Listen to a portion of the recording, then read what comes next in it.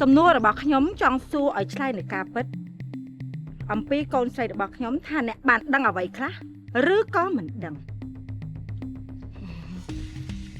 ចាគឺខ្ញុំដឹងគាត់ជាភ្ញៀវរបស់ខ្ញុំ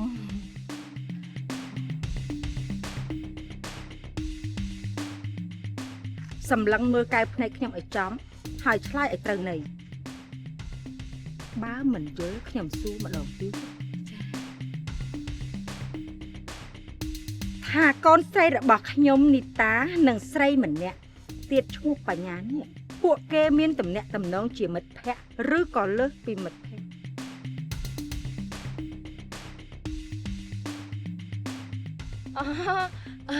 គឺស្រីហើយនឹងស្រីរាប់អានគ្នាគឺមានតែមិត្តភក្តិទេហើយធ្វើម៉េចឲ្យលើសពីមិត្តភក្តិកើតទៅបើស្រីដូចគ្នាមែនហើយអ្នកនិយាយនេះគឺមានន័យថាអ្នកដូចជាមិនសូវឆ្លាតត្រូវគឺខ្ញុំឆ្លាតតិចដែរខ្ញុំយករូបពី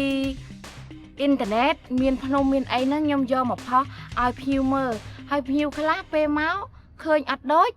គាត់ទាលុយកក់ខ្ញុំវិញអូអញ្ចឹងបានន័យថាខ្ញុំអត់សូវឆ្លាតទេមែនអត់សាប់ឆ្លាតនាម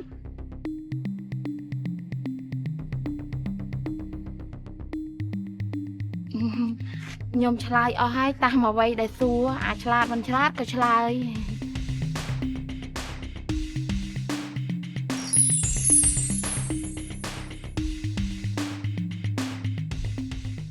ទស្សនារឿងពេញនៅលើ Sastra Film App មានតែនៅលើ App Sastra Film តែមួយគត់